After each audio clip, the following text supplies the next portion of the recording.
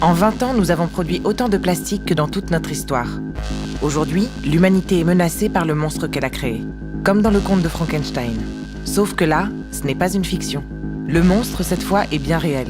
Il se cache dans nos bouteilles, dans nos vêtements, dans nos bâtiments, dans presque tous les objets que nous utilisons.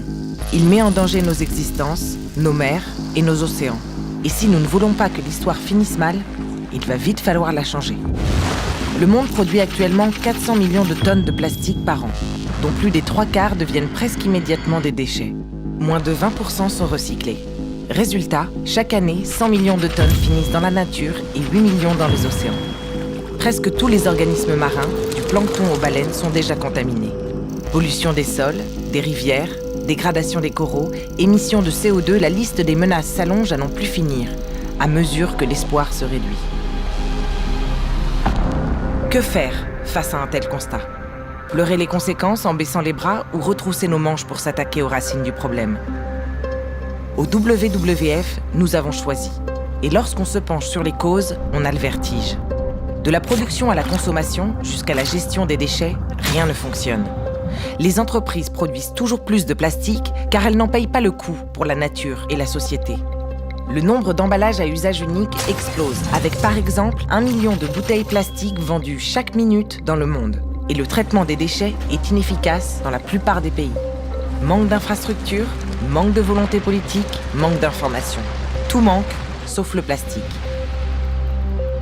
Cette crise impacte l'ensemble de la planète. Mais qu'en est-il de la France? Eh bien, ce n'est pas vraiment la fête. Avec ses 4,5 millions de tonnes de déchets plastiques produits chaque année, la France est la championne des pays méditerranéens. Chaque Français génère environ 66 kilos de déchets plastiques par an. Plus de 10 000 tonnes finissent dans la Méditerranée. Et côté recyclage, on est loin du compte. La France fait partie des derniers élèves européens, avec seulement 22% de recyclage de ces déchets plastiques. Très loin de l'objectif de 100% de plastique recyclé affiché par le gouvernement. Alors, quelles sont les solutions? Pas besoin d'un long discours. 3 mots suffisent. 1. Réduire. 2. Réemployer. 3. Recycler. Pour éviter la catastrophe, tout le monde peut agir.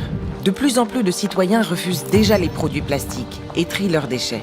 C'est très bien, mais cela ne suffira pas à régler le problème. Les entreprises, les villes et les États doivent également se mobiliser pour 1. Réduire l'utilisation de plastique. 2. Favoriser le réemploi. Et 3. Assurer que les plastiques restants sont 100% recyclables. Ça tombe bien, la loi anti-gaspillage est actuellement en discussion.